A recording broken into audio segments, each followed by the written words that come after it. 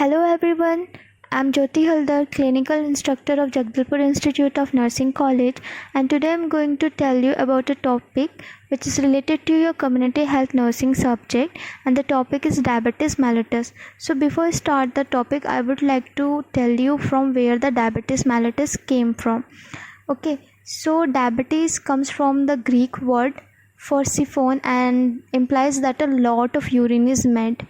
Okay so for जो first word था diabetes वो ग्रीक वर्ड के सिफोन वर्ड से लिया गया. इसका मतलब था एक्सेसिव यूरिन और a lot of urine. Okay and the second term was mellitus. Okay, this mellitus comes from the Latin word mel, okay, which means honey, and was used because the urine was sweet. So now I'm going to tell you about the introduction of diabetes mellitus. So diabetes mellitus is a group of metabolic disease in which there are high blood sugar level over a prolonged period. Okay, so जो diabetes mellitus है वो एक group of metabolic disease है जिसमें कि blood में sugar का level बहुत ज़्यादा हाई हो जाता है ओवर अ प्रोलॉन्ग्ड पीरियड. बहुत लंबे समय तक अगर ब्लड में शुगर का लेवल हाई हो जाता है उस कंडीशन को हम डायबिटीज़ मेलिटस कहते हैं. Symptoms of high blood sugar include frequent urination, increased thirst and increased hunger. जो मेन साइनम सिम्टम होते हैं, जो मेन लक्षण होते हैं डायबिटीज़ मेलिटस का, उसका जो है फ्रीक्वेंट यूरिनेशन मतलब बार बार पेशाब जाना, ठीक है, बहुत ज़्यादा प्यास लगना और बहुत ज़्यादा भूख लगना. तो ये जो मेन साइनम सिम्टम होते हैं डायबिटीज़ मेलिटस के. Diabetes is due to either the pancreas not producing enough insulin or the cells of the body not responding properly to the insulin produced. तो जो डायबिटीज़ मेलिटस है वो दो कारणों से हो सकता है. एक है अगर जो पैनक्रियाज है वो यदि sufficient amount of insulin secrete नहीं करते हैं उसकी वजह से भी डायबिटीज़ मेलिटस कॉज करता है. और नेक्स्ट है कि जो हमारे बॉडी में इंसुलिन प्रोड्यूस तो होते हैं, sufficient amount of insulin produce होते हैं, बट बॉडी के सेल उसके प्रति कोई रिस्पॉन्ड नहीं देते हैं. ठीक है, तो सो ये जो दो कारण हैं इसकी वजह से डायबिटीज़ मेलिटस जो है वो कॉज करता है. नेक्स्ट देखते हैं definition. So diabetes is a group of metabolic disease characterised by hyperglycaemia resulting from defect in insulin secretion, insulin action और बोथ. डायबिटीज़ जो है वो एक ग्रुप ऑफ मेटाबॉलिक डिसीज़ है जिसके मेन लक्षण क्या होते हैं. हाइपरग्लाइसीमिया. हाइपरग्लाइसीमिया मतलब high level of glucose in blood. ठीक है, ब्लड में ग्लूकोज की मात्रा बढ़ जाना.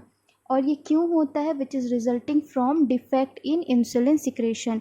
ठीक है, इंसुलिन का जो है सिक्रेशन ना हो पाने की वजह से, साथ ही साथ insulin action, defect in insulin action मतलब जो इंसुलिन का जो काम है वो अगर नहीं हो रहा है, तो इन दो कारणों से जो है डायबिटीज़ मेलिटस कॉज करता है.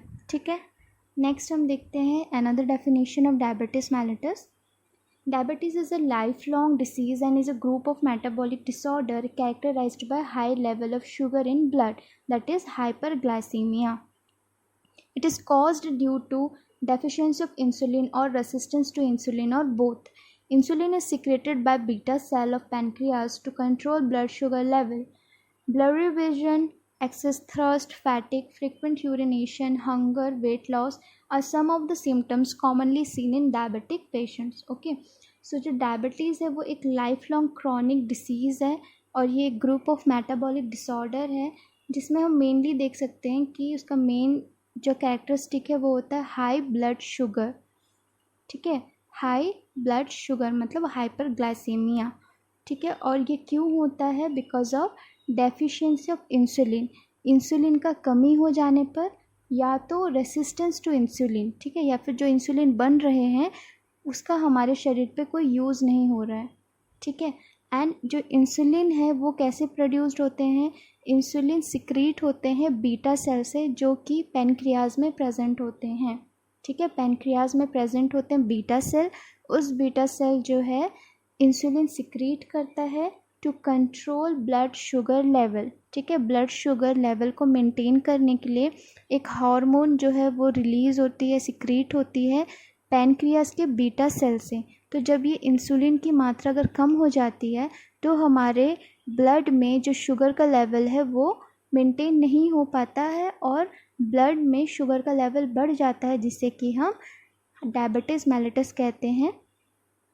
एंड इसके बहुत सारे साइन एंड सिम्टम्स होते हैं, जैसे कि हंगर, ठीक है, बार बार भूख लगना, बार बार यूरिनेशन होना, ठीक है, और बार बार प्यास लगना, साथ में ब्लरी विजन, ठीक है, धुंधलापन दिखाई देना, धुंधला दिखाई देना, और भी बहुत सारे जो है साइन एंड सिम्टम्स शो होते हैं डायबिटिक पेशेंट को।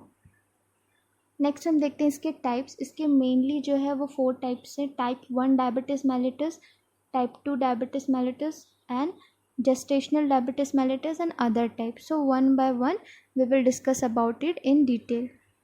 Is type 1 diabetes mellitus. This type 1 diabetes mellitus result from the pancreas failure to produce enough insulin. ठीक है, जो टाइप 1 डायबिटीज़ मेलिटस है वो कैसे ऑकर होता है, जब पैनक्रियास जो है वो फेल हो जाते हैं इनफ इंसुलिन प्रोड्यूस करने में। ठीक है, तो जब पैनक्रियास से सफिशिएंट अमाउंट ऑफ इंसुलिन वो सिक्रेट नहीं हो पाती या प्रोड्यूस नहीं हो पाती है, और जब उसकी वजह से जो है ब्लड में शुगर का लेवल बढ़ जाता है, उसे हम टाइप 1 डायबिटीज़ मेलिटस कहते हैं, जिसका दूसरा नाम इंसुलिन डिपेंडेंट डायबिटीज़ मेलिटस भी है। ठीक है, इसे हम इंसुलिन डिपेंडेंट डायबिटीज़ मेलिटस भी कहते हैं, या फिर हम इसे जुवेलेंट डायबिटीज़ भी कहते हैं, और इसका जो मेन कॉज है वो अननोन है। Next one is type 2 diabetes mellitus. This type 2 diabetes mellitus begins with the insulin resistance, a condition in which cells fail to respond to insulin properly. जो type 2 diabetes mellitus है वो कैसे शुरू होता है, जब हमारा जो बॉडी है, ठीक है, हमारे बॉडी में जो सेल्स है वो जो भी प्रोड्यूस्ड इंसुलिन है उनके प्रति रिस्पॉन्ड नहीं देते हैं। ठीक है, जो भी सेल है वो जो इंसुलिन जो प्रोड्यूस हुए हैं, सिक्रीट हुए हैं, उसके प्रति कुछ भी रिस्पॉन्ड नहीं देते हैं, और कह सकते हैं कि in which cells fail to respond insulin properly. Okay, तो इसे हम टाइप 2 डायबिटीज़ मेलिटस कहते हैं, और इसे हम non insulin dependent diabetes mellitus भी कहते हैं। ठीक है, और ये मेनली जो है वो एडल्ट्स में देखा गया है, और इसका मेन रीज़न जो है वो एक्सेसिव बॉडी वेट भी है, और लैक ऑफ एक्टिविटी की वजह से भी ये कॉज करता है। नेक्स्ट देखते हैं gestational diabetes. Gestational diabetes diagnose during pregnancy, ये प्रेगनेंसी के दौरान होने वाला डायबिटीज़ है। प्रेगनेंसी के दौरान ब्लड में शुगर की लेवल जब बढ़ जाती है, उस कंडीशन को हम जेस्टेशनल डायबिटीज़ कहते हैं। Okay, and gestational diabetes is caused when the insulin receptor do not function properly. और जो जेस्टेशनल डायबिटीज़ है वो कैसे कॉज करता है, प्रेगनेंसी के दौरान जो भी इंसुलिन रिसेप्टर्स है अगर वो प्रॉपरली फंक्शन नहीं करते हैं, उसकी वजह से जो है इंसुलिन जो अपना काम है वो वर्क नहीं कर पाता है, और ब्लड में शुगर का लेवल बढ़ जाता है। ओके, सो इसी को हम जेस्टेशनल डायबिटीज़ कहते हैं। Next one is other type of diabetes mellitus. इसमें 2 आते हैं, pre maturity onset diabetes of the young, and next one is neonatal diabetes. जो maturity onset diabetes of the young है उसे हम शॉर्ट में MODY भी कहते हैं, और ये बहुत रेयर फॉर्म होता है डायबिटीज़ का, which is different from both type 1 and type 2 diabetes. और ये टाइप 1 टाइप 2 डायबिटीज़ से बिल्कुल अलग होता है, and runs in strongly in families, और ये जो है वो फैमिलीज़ में देखा गया mostly. MODY is caused by mutation और चेंज इन सिंगल जीन। और ये जो डायबिटीज़ मेलिटस है, जो maturity onset diabetes of the young, ये जो फॉर्म है डायबिटीज़ का, ये मेनली कॉज होता है because of mutation in a single gene. Single gene के चेंजेस की वजह से या म्यूटेशन की वजह से ये कॉज करता है। If a parent has this gene mutation, any child they have has a 50% chance of inheriting if from them. अगर किसी के पेरेंट्स हैं, उनके जीन में अगर म्यूटेशन है, अगर उनके जीन म्यूटेट हैं या जीन म्यूटेशन है, तो उनके चाइल्ड को जो है ये इस तरह का जो डायबिटीज़ मेलिटस है वो कॉज कर सकता है, और इसके 50% चांसेस होते हैं। नेक्स्ट हम देखते हैं neonatal diabetes. Neonatal diabetes is a form of diabetes that is diagnosed under the age of 9 months. ठीक है, ये जो न्यूनेटल डायबिटीज़ है ये भी एक टाइप है डायबिटीज़ का जो डायग्नोज किया गया है under the age of 9 month. 9 month से भी कम के जो बच्चे हैं उनमें ये देखा गया है, 9 मंथ के बच्चे के एज तक में ये जो है डायबिटीज़ देखा गया है। and it is different type of diabetes than the more common type 1 diabetes it is not an autoimmune condition, ठीक है। और ये टाइप 1 डायबिटीज़ से बिल्कुल अलग है और ऑटो इम्यून कंडीशन भी इसमें इंक्लूडेड नहीं है। नेक्स्ट हम देखते हैं एपिडेमियोलॉजिकल ट्रायड। एपिडेमियोलॉजिकल ट्रायड में हम ये देखते हैं कि जो मेन कॉज क्या है, कोई भी डिसीज़ प्रोड्यूस जो होते हैं उसके हम कॉजेज़ पता करते हैं with the help of epidemiology triad. इसमें 3 फैक्टर होते हैं, agent factor, environmental factor and host factor. Okay, so first one is agent factor. Agent factor में हम देखेंगे कि कौन कौन से कॉजेटिव फैक्टर है या फिर कॉजेटिव एजेंट है, okay, which are responsible to cause diabetes mellitus. तो first one is pancreatic disease या फिर पैनक्रियाटिक डिसऑर्डर। अगर कोई पर्सन है, अगर उन्हें किसी भी तरीके का कोई पैनक्रियाज डिसीज़ है या फिर पैनक्रियाज डिसऑर्डर है, ठीक है, या तो उनके पैनक्रियाज में यदि कोई इन्फ्लामेशन है या नियोप्लास्टिक या फिर कोई अदर डिसऑर्डर है सच एज सिस्टिक फाइब्रोसिस, तो ये भी कॉज कर सकता है, ठीक है।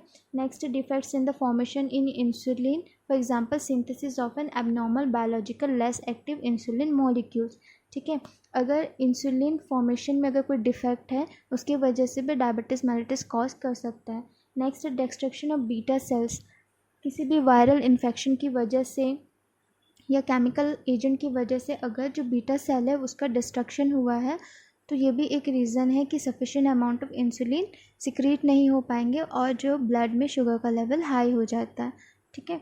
नेक्स्ट है decreased insulin sensitivity to decreased numbers of adipocyte and monocyte insulin receptor, ठीक है। जो भी इंसुलिन रिसेप्टर है अगर उसकी नंबर्स में अगर कमी हो जाती है, अगर रिसेप्टर्स नहीं रहेंगे तो इंसुलिन को जो है हमारे सेल्स यूज़ नहीं कर पाते। तो जो अगर डिक्रीज नंबर ऑफ रिसेप्टर्स हैं, इंसुलिन रिसेप्टर्स की अगर कमी है तो उसकी वजह से भी डायबिटीज़ मेलिटस कॉज कर सकता है। Next one is genetic defects, ठीक है। जीन के म्यूटेशन की वजह से भी जो है डायबिटीज़ मेलिटस कॉज कर सकता है। Next one is auto immunity. अगर किसी को ऑटो इम्यून डिसीज है या फिर ऑटो इम्यून डिसऑर्डर्स है तो इसकी वजह से क्या होता है, जो भी हमारे नॉर्मल सेल्स है वो डिस्ट्रॉय हो जाते हैं, ठीक है, ऑटो इम्यून डिसऑर्डर्स की वजह से। अगर किसी को ऑटो इम्यून डिसीज़ है या डिसऑर्डर है तो वो भी एक रिस्पॉन्सिबल फैक्टर है टू कॉज डायबिटीज़ मेलिटस।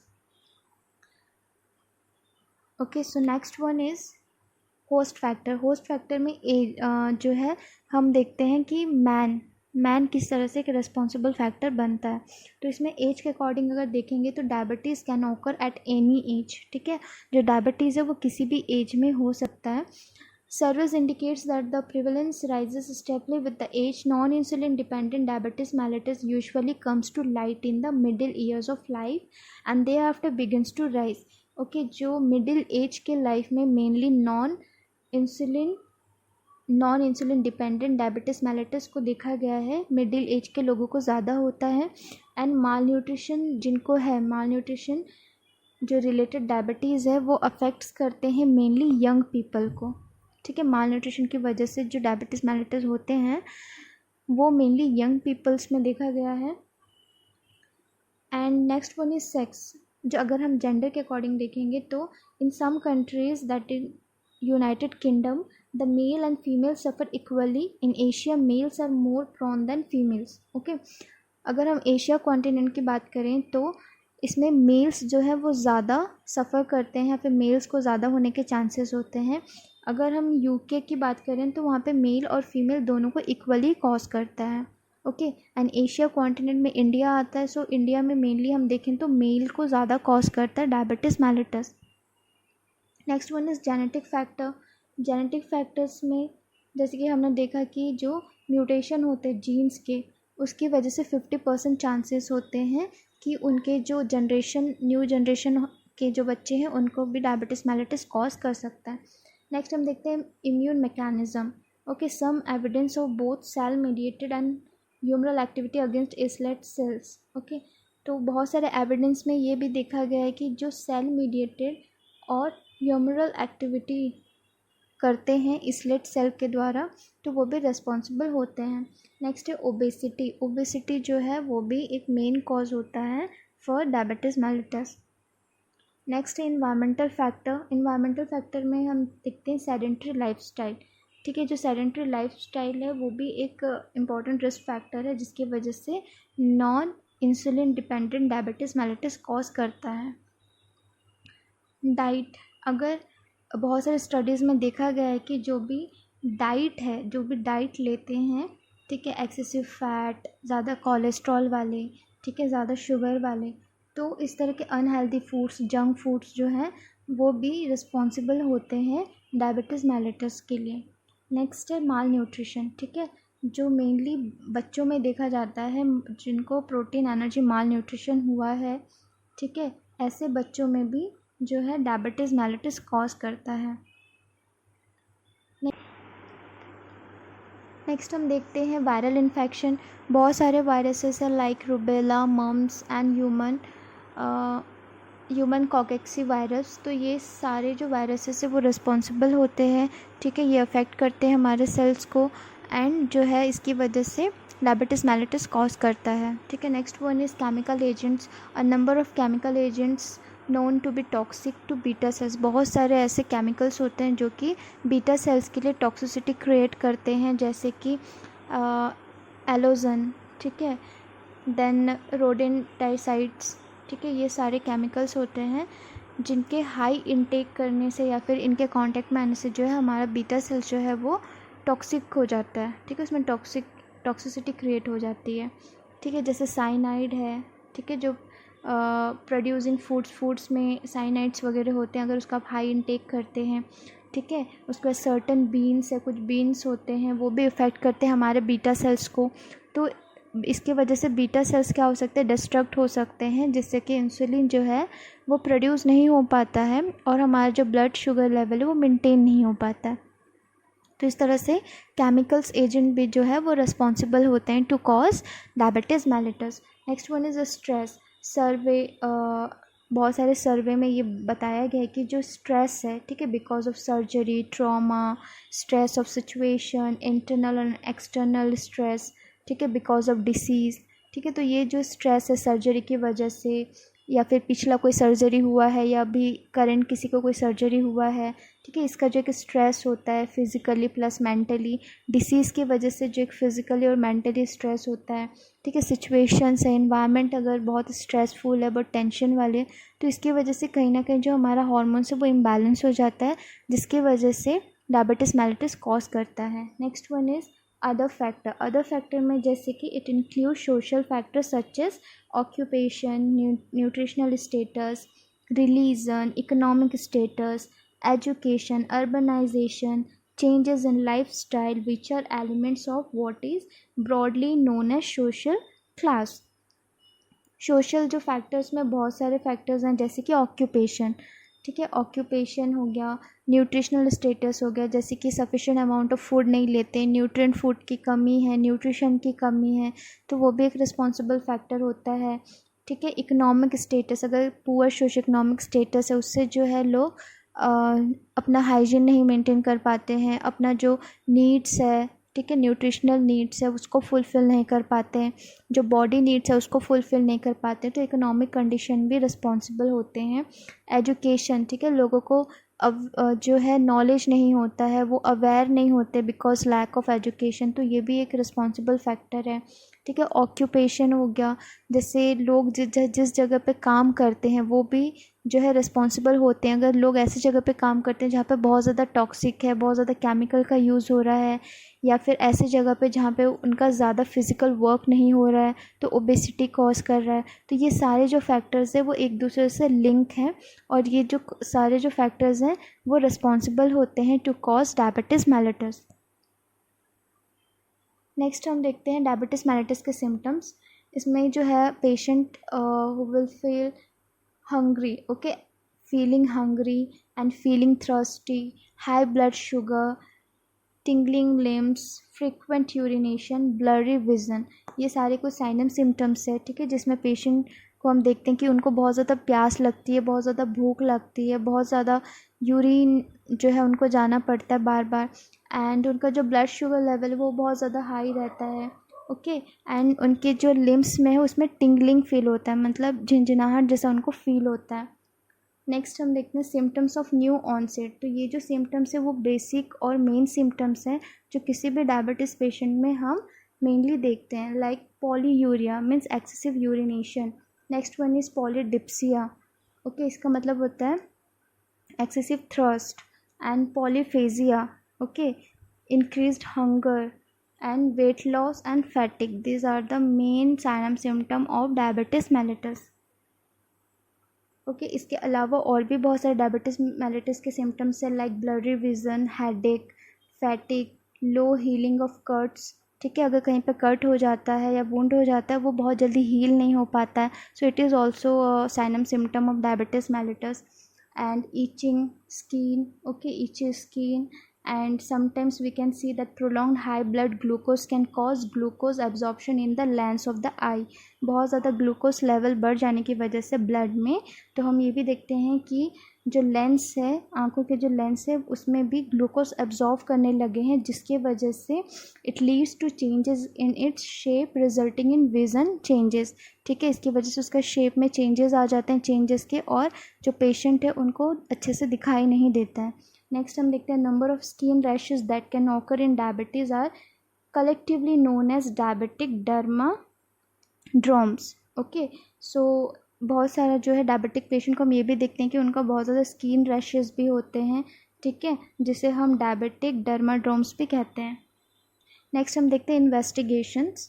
सो इसमें हम देखते हैं कि फास्टिंग ब्लड शुगर, ठीक है, ये एक इन्वेस्टिगेशन मेथड है जिसमें हम फास्टिंग ब्लड शुगर टेस्ट हम करते हैं टू आइडेंटिफाई डायबिटीज़ मेलिटस। इसमें क्या करते हैं, persons to be tested should be on a normal diet for at least 3 days prior to testing।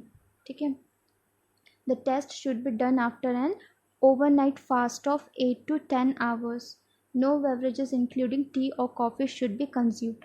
Fasting blood sugar में हम पेशेंट का जो है वो ब्लड टेस्ट करते हैं before 8 to 10 hours of meal. ठीक है, हम 8 से 10 घंटा जो है पेशेंट को हम फास्ट रहने के लिए बोलते हैं, इवन दो कि हम उन्हें चाय, पानी या किसी भी तरह का कोई बेवरेजेस, कॉफ़ी जो है हम उनको पीने के लिए मना करते हैं।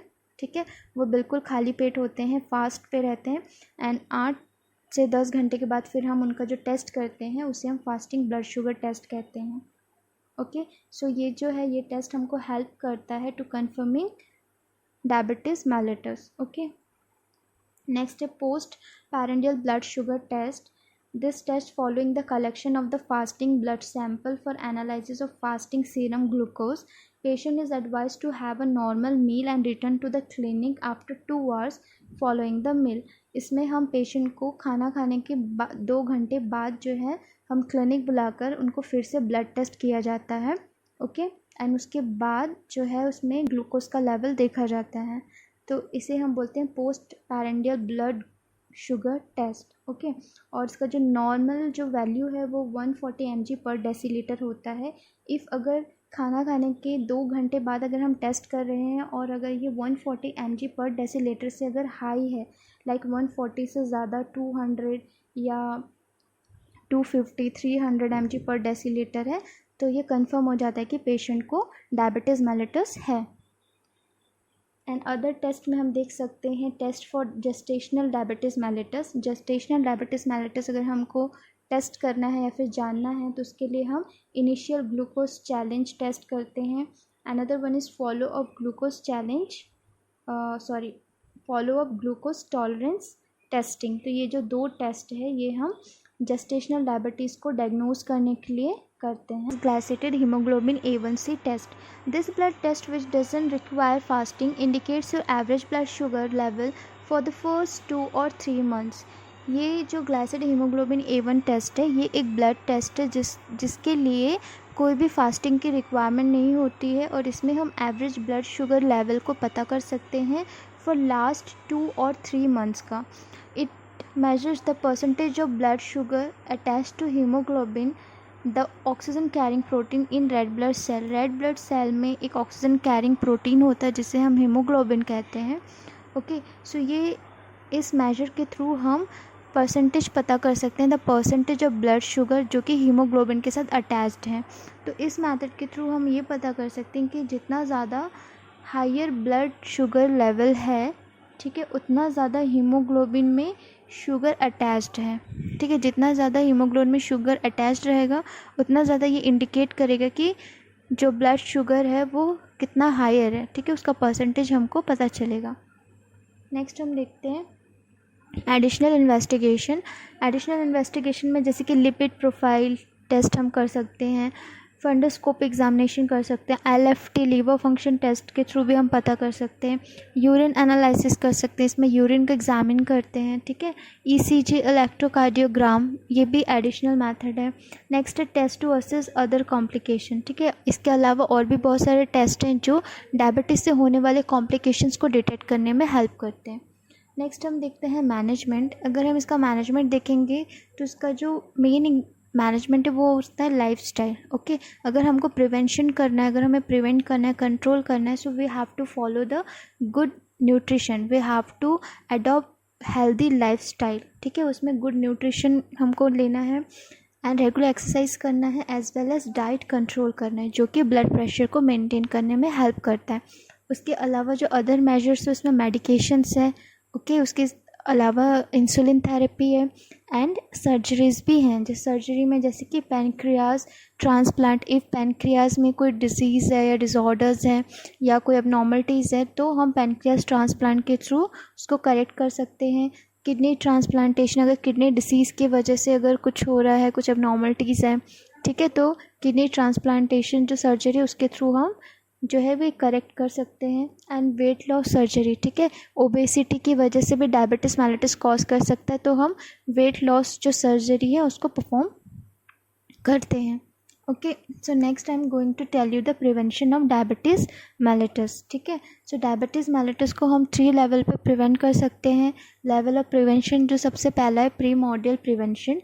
ठीक है, primordial prevention is the prevention of emergence और development of risk factor in the population. Okay, so जो प्री मॉडल प्रिवेंशन है इसमें हम क्या करते हैं, जो भी रिस्क फैक्टर्स के डेवलपमेंट से जो है पॉपुलेशन को हम प्रिवेंट करते हैं। ठीक है, कि पॉपुलेशन में वो रिस्क फैक्टर्स जो है जो डायबिटीज़ कॉज कर सकते हैं उनका डेवलपमेंट ना हो। ठीक है, उनके डेवलपमेंट होने से हम उस पॉपुलेशन को क्या करते हैं, प्रिवेंट करते हैं। ठीक है, तो इसमें बहुत सारे प्रिवेंटिव मेजर्स आते हैं, बहुत सारे मेजर्स है जिसके थ्रू हम जो भी डेवलपमेंट है रिस्क फैक्टर को उसको स्टॉप कर सकते हैं और उसको प्रिवेंट कर सकते हैं। जैसे कि रेगुलर एक्सरसाइज।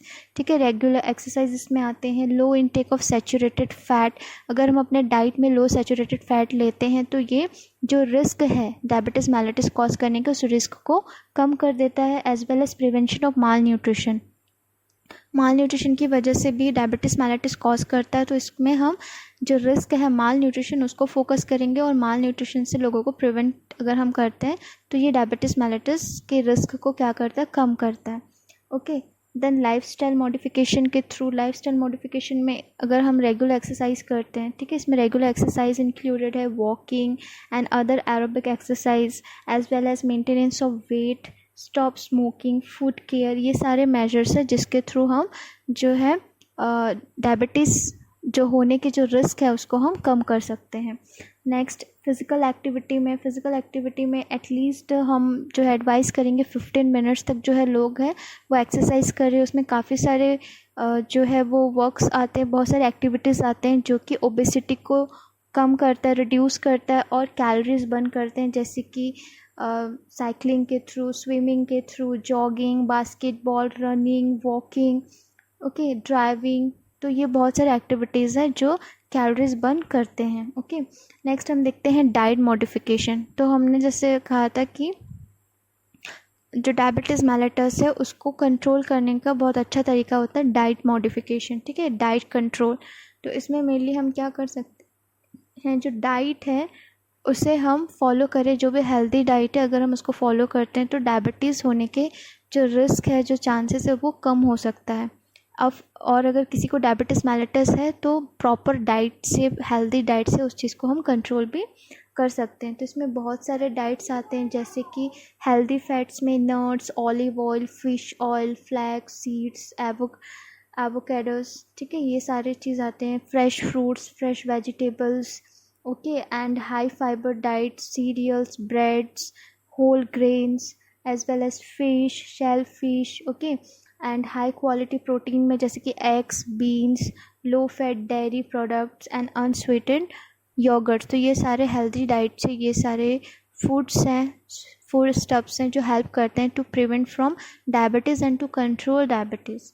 ओके, एंड बहुत सारे फूड्स हैं जो कि ट्रिगर करते हैं, ठीक है, डायबिटीज़ कॉज करते हैं, जैसे कि अल्कोहल हो गया, देन ओवर ईटिंग जो है, ज़्यादा स्वीट लेना, ज़्यादा फैट्स लेना। तो ये सारी चीज़ों को हमको अवॉइड करना है, ठीक है। We should avoid sweets, avoid over eating, avoid fasting as well, we should avoid alcohol too. Okay, next हम देखते हैं प्रिवेंशन में primary prevention. Primary prevention mainly इसमें हम फोकस करते हैं रिस्क फैक्टर्स को, ठीक है, रिस्क फैक्टर्स को हम इसमें फोकस करते हैं। एंड इसमें जो मेजर्स है उसमें आते हैं identification of risk and health education, ठीक है, लोगों का हेल्थ एजुकेशन के थ्रू और रिस्क फैक्टर्स के आइडेंटिफिकेशन के थ्रू हम प्राइमरी प्रिवेंशन कर सकते हैं, लोगों को डायबिटीज़ से हम प्रिवेंट कर सकते हैं, ठीक है। सो हेल्थ एजुकेशन में हम उनका एजुकेशन दे सकते हैं रिलेटेड टू ऑप्टिमल वेट कैसे मेंटेन करें, ठीक है, उसके बारे में एजुकेट कर सकते हैं। एंड प्रमोट कर सकते हैं फिज़िकल एक्सरसाइज, ठीक है, कैसे हम फिज़िकल एक्सरसाइज कर सकते हैं, कौन से फिज़िकल एक्सरसाइज कर सकते हैं, तो ये सारी चीज़ के बारे में एजुकेशन देना, ठीक है। एंड डाइट के बारे में एजुकेशन देना। एंड जो भी ड्रग्स है जो कि डायबिटीज़ कॉज कर सकता है, जैसे कि बहुत सारे हार्मोनल ड्रग्स होते हैं, कॉन्ट्रासेप्टिव पिल्स होते हैं, उनके बारे में एजुकेशन देना। एंड जो भी कॉम्प्लिकेशंस हैं, ठीक है, कॉम्प्लिकेशन होते हैं प्रेगनेंसी के दौरान या फिर कॉम्प्लिकेटेड प्रेगनेंसी है, उसके बारे में नॉलेज देना। तो ये सारे जो हेल्थ एजुकेशन के थ्रू हम लोगों को अवेयर कर सकते हैं और लोगों को प्रिवेंट कर सकते हैं। नेक्स्ट हम देखते हैं प्राइमरी प्रिवेंशन में। प्राइमरी प्रिवेंशन में बहुत सारे एक्टिविटीज़ आते हैं, like maintaining normal body weight, adopting healthy nutritions, okay, and doing physical activity, avoiding alcohol, avoiding sugar, avoiding high fat diet, prevention of mall nutrition. तो ये सारे प्राइमरी प्रिवेंशंस के मेजर्स हैं। ओके, नेक्स्ट है secondary prevention. Secondary preventions में हम दो चीज़ें करते हैं, early detection and treatment, okay, early detection, treatment and referral. So early diagnosis में हम क्या करते हैं, अर्ली डिटेक्शन करते हैं with the help of screening, okay. तो स्क्रीनिंग बहुत इफ़ेक्टिव मेथड होता है टू डायग्नोस और टू आइडेंटिफाई डायबिटीज़, ओके।